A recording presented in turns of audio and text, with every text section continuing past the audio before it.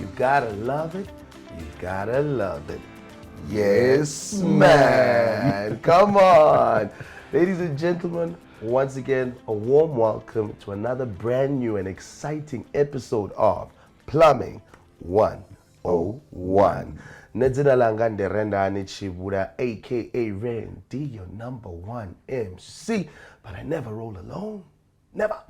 You roll with W.J. Klopper, Willem Klopper, there we your go. co-host for this awesome Plumbing 101 show. Come on. But Willem, before we get into the nitty-gritty, let's be honest.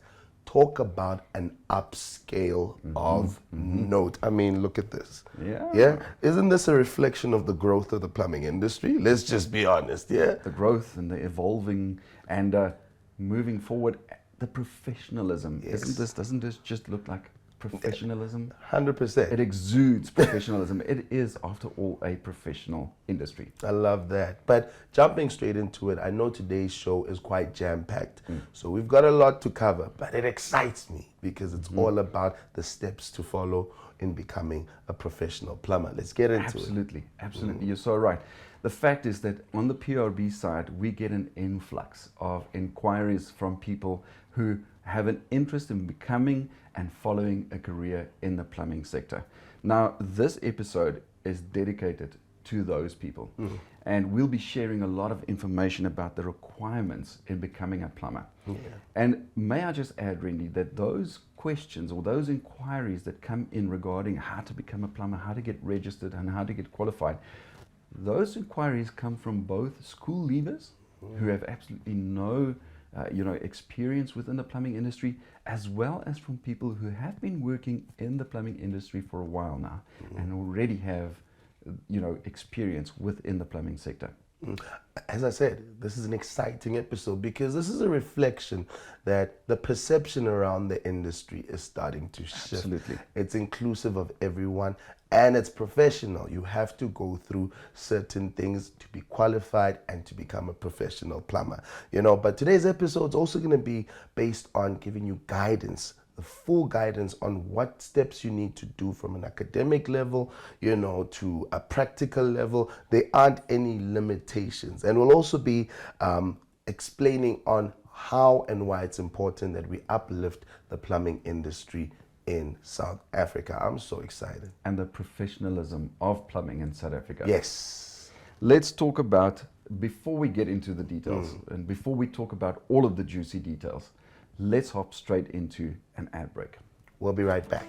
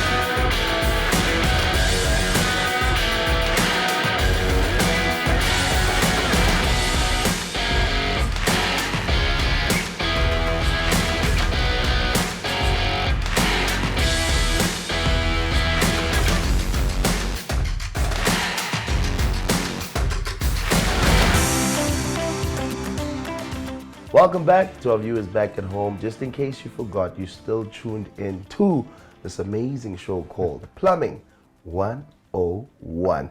Just before we went on to an ad break, all right, we said how exciting this episode is because the perception around the industry is shifting.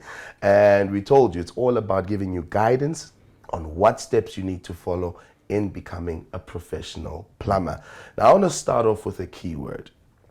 The apprenticeship program. All right, very deep English word. All right, so I'm gonna give the definition of it and then we're gonna break it down. Now, an apprenticeship is a vocational education and training structured learning and works with experience that leads to registered qualifications, specifically obviously within the plumbing industry. Let's dissect that. in the most simplest form, all right, it's about getting guidance, all right, practically and through mentorship as well, in order for you to become a registered and proud, successful plumber in the country. But here's another thing that's quite important. People don't understand. All you need is to have a grade 9 certificate with mathematics. And Willem, I'll be honest with this. I never really encourage people to leave school before having a matric certificate. Absolutely. You know what I mean? Yeah, it's always to their own advantage Yes. to complete school right through to a grade 12 matric. Yes, but obviously there's circumstances. People go through different things. And that's why this industry is exciting, because all you need is a grade 9 certificate with mathematics. Don't ask me what my maths marks were. I don't even want to reflect on that. But we made it, all right? And the age group that is quite important for you to start becoming part of the plumbing industry is 16 years old. Imagine that, an opportunity from a youthful stage. Absolutely, absolutely. Let's talk about, we're talking about opportunity from a youthful age. Now, you may get people who has had that opportunity to enter the market, the work market, right? And they, or the employmental market. Yes. They may have already have been working in the plumbing sector for quite a few years. And now they have experience and knowledge about this awesome trade. Yeah. But they don't necessarily have a qualification. And this is yet another exciting thing that the PIRB is offering to such people. Yes. With experience, but not the necessary qualification.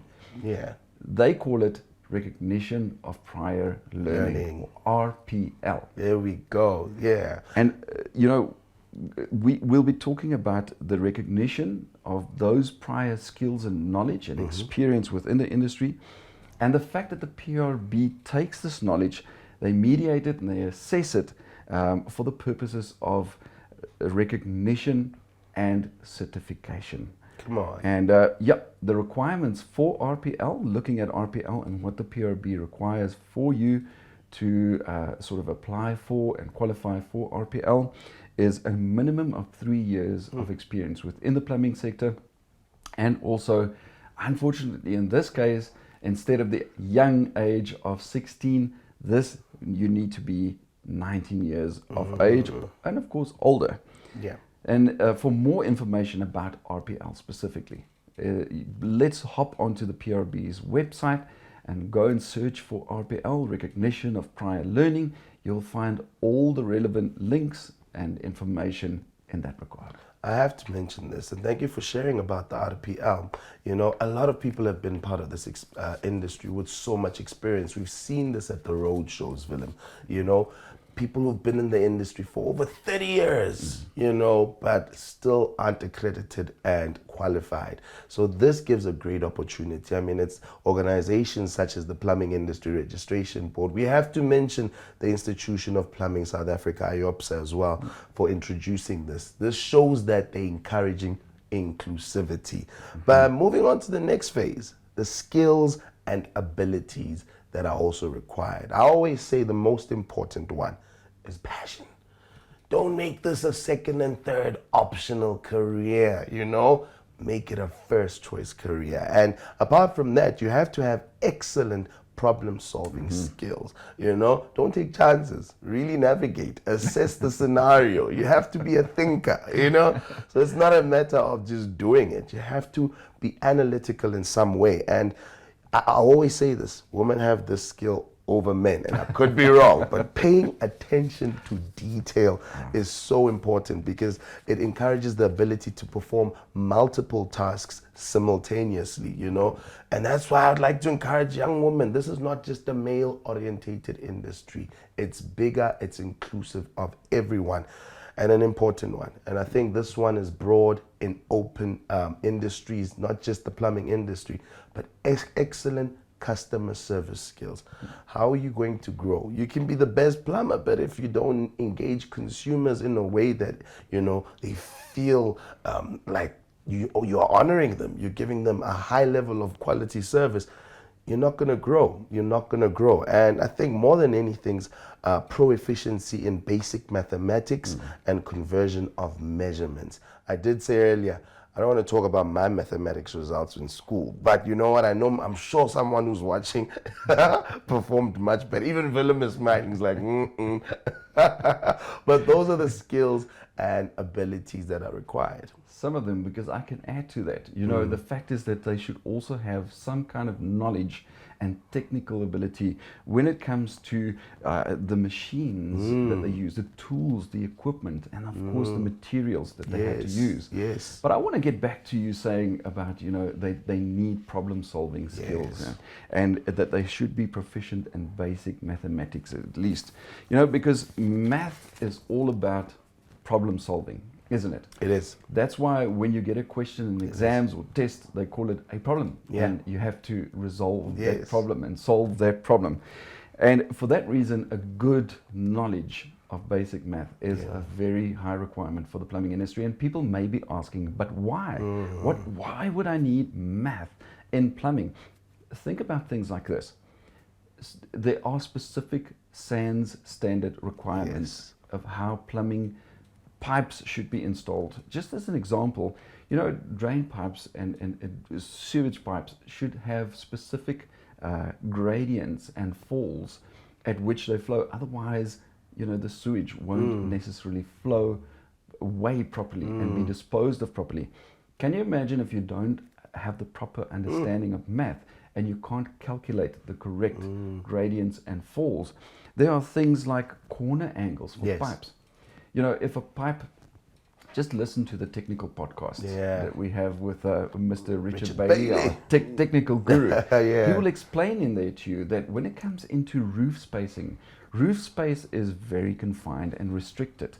And plumbers have to do calculations of how long pipes must be, because the SANS requirements, the standards requirements say a pipe may only be so many millimeters or so many centimeters before it needs a bracket to hold it in a wall, a mounting to hold it into the wall, or the, you know, the beams up in the roof. Then if you change the direction of the pipe, it may only bend at a certain angle, a certain amount of degrees. Now, if you don't understand math, how are you going to fix that? How are you going to solve problems of restricted space? And you know, so that's why math is so important. But then people should also have knowledge about the building and construction industry. Because plumbing and construction go hand in hand. You know, plumbing doesn't sit out there in an open field. It is within a building. It's part of a building. It's part of a construction, a constructed structure for that matter. And then lastly, computer skills. You always say it, Randy. You always say the fourth industrial revolution. Come on, I so see we are in the digital era. People are moving over to digitalization, automation, and this includes working on a computer. I mean, things like purchasing a COC, logging a COC, logging your CPD activities when you're registered with a with an industry body, as well as things like you know, you can do your invoicing and those kind of things, your bookkeeping. If you have your own plumbing company, it is a requirement that you start learning yourself about the fourth industrial revolution. So glad you brought that up, you know, and I think we need to understand that this is not just a South African concept, it's a global concept. It affects the entire world. And if you want to grow and be sustainable, you have to adapt to it.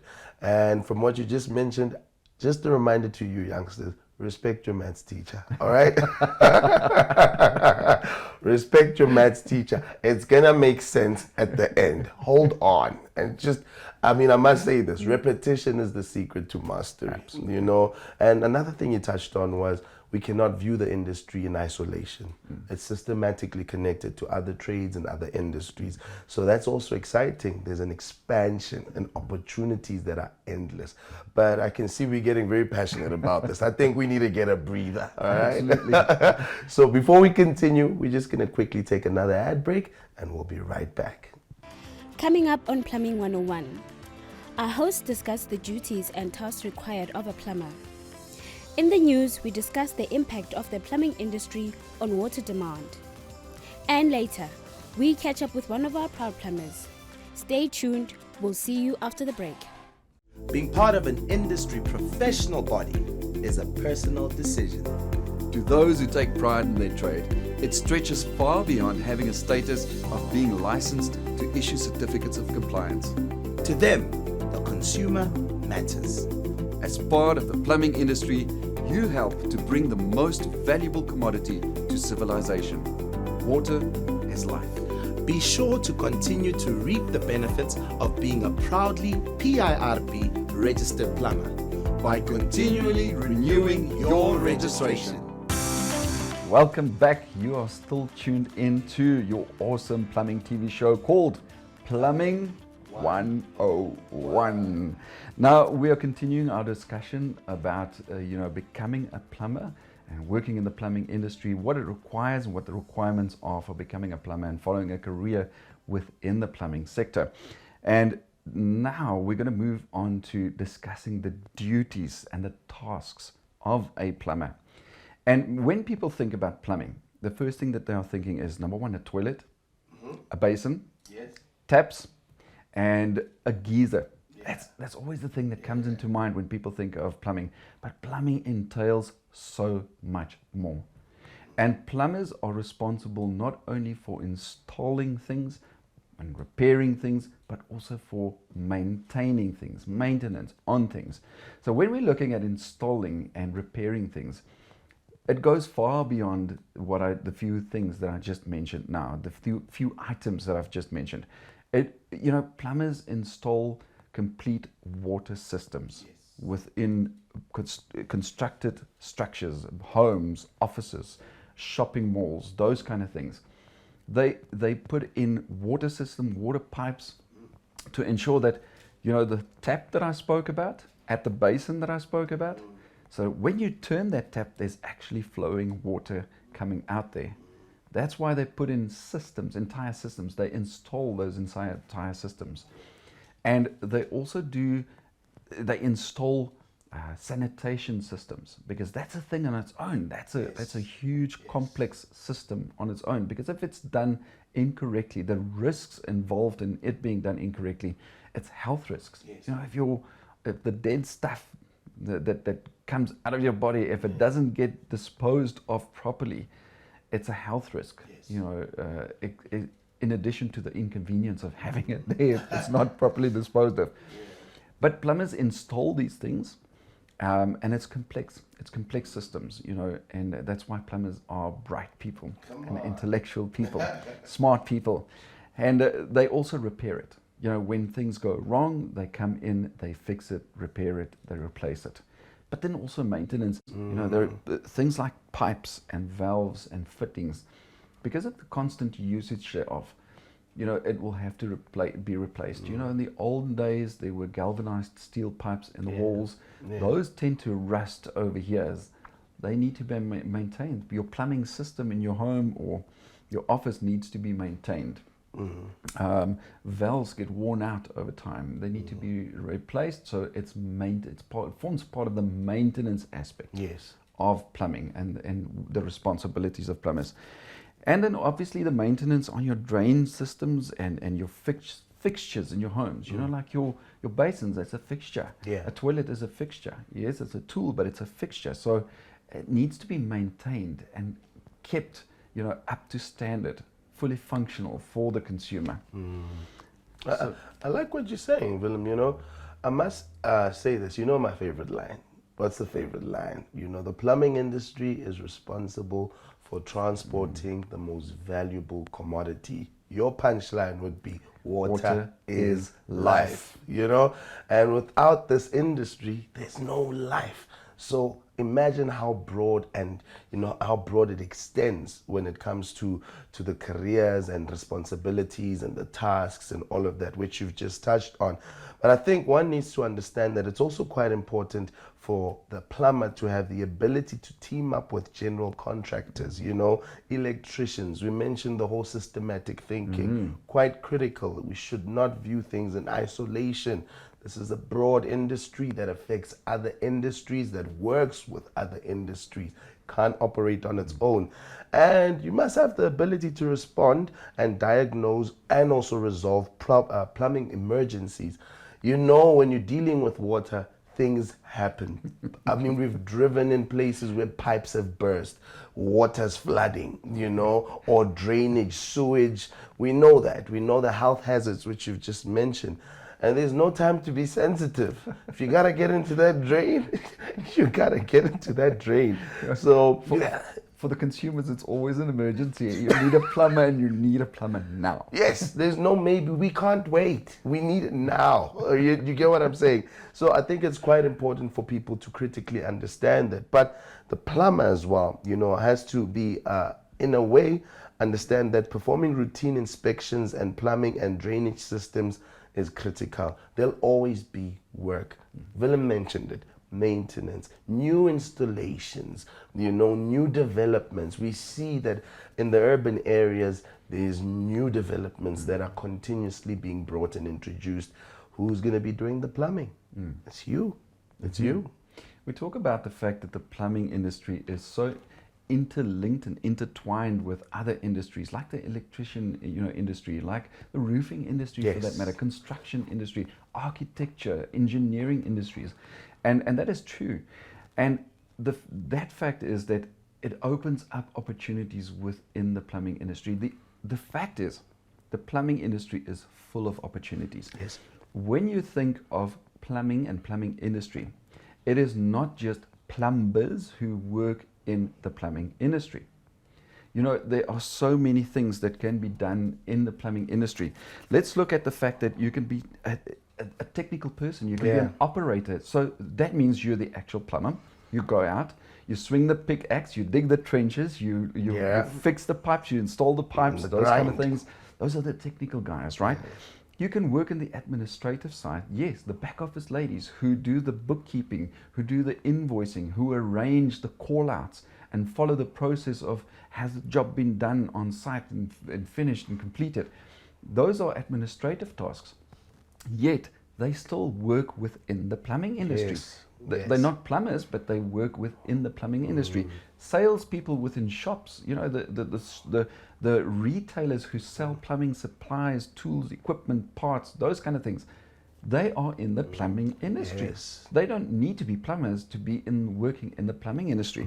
You can work in training. You can, you know, Mr. Richard Bailey, the technical guru who gives the training and presents the training courses for specific, you know, different designations and those kind of things. It's moving along and progressing within your career as a plumber. Started off as a plumber, eventually now training other plumbers. There's so much scope. So much scope. So in the coming weeks, we'll be discussing the different sectors and the different opportunities within the plumbing industry. And that's another exciting topic, Randy. Certainly exciting. And I think just to dissect and just further expand on what you mentioned earlier, you know, the three different categories in career opportunities, from a technical to an administrative to an entrepreneurial section. I mean, even it's important for people to understand we have no limitation. We work with different role players as an industry. Your South African Bureau of Standards, that's part of the administrative sector. The Department of Water Affairs, that's part of the plumbing industry, whether one wants to believe it or not. You know, so there's no limitation. From an entrepreneurial sector, which will be our focus on our next episode. That excites me because, you know, that's where self-employment can really show that you can thrive. I've seen people moving from technical and expanding into the entrepreneurial sector and becoming, we're going to be talking about the master plumber soon, you know? And there's such a huge opportunity in business when it comes to this industry. It's for everlasting. It's probably the oldest industry when it comes to mankind. I won't mention the other one. But it'll probably be there until we have no need for water, which I doubt will ever be in that position. So to our viewers back at home, just want to encourage you, just, you know, reach out, go onto our website, you know, and click on that description box. If you don't inquire, you'll never know, but you have to have the interest. I'll repeat this again. Do not make this industry a second and third option career choice. Make it your first choice. Cut the perception that's there. We are here to correct it, and that's why Plumbing 101 exists. It's a professional industry with a professional body, the PIRB, and yet another awesome aspect of the PIRB, sharing and bringing you all the information on their website. Randy, that's why I want to reiterate to the people as well. Yes. Go into the PIRB's website. Not only the website, but contact them. Inquire from them. They are there for the support. That's what the professional body is there for. But before we go into some more details and closing off actually this awesome episode, let's hop into another ad break. Hello, Nagna or Pariga Liviso, Brumashangu, Kinamuso Shangu, Extension 4. In all experience, I got 8 years, plumbing. In all experience, I have a Gatasi. Nakopela Piarity into say Pirati Star, then I get to Sakebele Sisiaga, a business area. Hello and welcome to Plumbing 101 News with me, your host, Tobile. Today we look at how the plumbing industry plays a central role in water demand management. This is from an article from Creamer Media's Engineering News. In less than 10 years, it is predicted that water demand will surpass supply in South Africa. The responsibility, therefore, lies with households and businesses to use water efficiently to help avert this looming crisis. The implementation of efficient plumbing system is the first critical step in this water management hierarchy, which prioritizes specific interventions to conserve water. These interventions include reusing or recycling water, outsourcing water through methods such as rainwater harvesting, and the regeneration or treatment of wastewater before it is reused. Brendan Reynolds, Executive Director of the Institute of Plumbing South Africa, known as IOPSA, said, IOPSA accredited and PIRB registered plumbers are trained to correctly repair leaking pipes and faulty plumbing systems, as well as install new water efficient fittings. This is in addition to the skills and experience that are needed in the subsequent levels of water management hierarchy. These include the ability to safely plumb and treat both grey and groundwater sources directly into buildings for specific applications. The association's members have therefore worked with many of the country's engineers on greening projects that have helped, among others, households, businesses, learning institutions, and schools to reduce reliance on severely strained municipal grids. So, let's save water and be considerate when using it as well. Thank you for watching and stay water savvy. So our viewers back at home, welcome back. You're still tuned in to Plumbing 101. It is that time where it starts getting sad for them, you know, because this episode was quite informative, it was exciting, and it was all about the steps and the guideline in becoming a professional plumber. I mean, if we look back where we spoke about from an educational level, even if you go through circumstances, we always encourage you to get your matric certificate, but this is an industry that includes you even if you have a grade 9 with mathematics. I mean, moving further on, you know, we said it's not an isolated industry. Yeah. It's broken and it connects to other industries as well. You know, so systematically connects means it expands the opportunity of growth. And I think you'll probably add on to the whole 3 sectors from a technical, administrative, entrepreneurial. You know, there's such a big scope within the plumbing sector. And, you know, I like the fact that you said this is the sad part. Yeah. And that it, you know, it was an informative episode. The fact is that we've not only spoken to our usual regular audience, you know, who tune in, and which we are so thankful for. Yes. You know, the show, after all, is for you. But we've also spoken to the new potential people entering the plumbing sector. Yes. And we've shared with them such a lot of information about what the requirements are of becoming, the minimal requirements of becoming a plumber, becoming a professional, registered and qualified plumber for that matter. We've spoken to them about the duties and the tasks of being a plumber, what plumbers do. The fact that, what the skills, the knowledge and the, those kind of things, they should be problem solvers. Yeah. That's what we spoke to them about. But I hope that in this episode, we've shared with them the fact that, that plumbing is should be a first choice career. It shouldn't be your third, your second or your fourth option. Yeah. And we did say mathematics is important. Respect your maths teacher, guys. And repetition is the secret to mastery. Even if it's tough, just hold on. It'll make sense at the end. Yeah. And I think we also have to highlight the upscale of the industry. Look at our new setup. This excites me. All we need is just some pampering with them. And some powder, powder puff. We could be the powder puff girls for that matter. Let's not get carried away. Listen, but Randy, there's talking about the upscaling, the new, this new set, new studio that we're using for bringing this information to our viewers and our audience out there, the plumbers in the plumbing sector. There's so much to look forward to in the upcoming episodes. We did say the next one, we're going to focus on the entrepreneurial opportunities within the plumbing industry. But for further information, touch base with us. Go on to our website, www.pirb.co.za. On Facebook, it's as simple as this, 4 letters, PIRB. On Twitter, interact with us. Let us know what's going on at Plumbing Board, and Instagreasy, that's Instagram, at plumbing_industry. What an amazing episode, Willem. This was amazing. I really enjoyed this.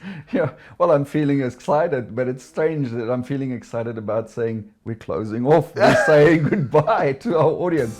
But Randy, it is that time. It is time for us to say goodbye, and we will definitely see you in our next episode. Yeah, and just in case you forgot who we are, I still go by the name of Rendani Chibura, aka Randy, your #1 MC.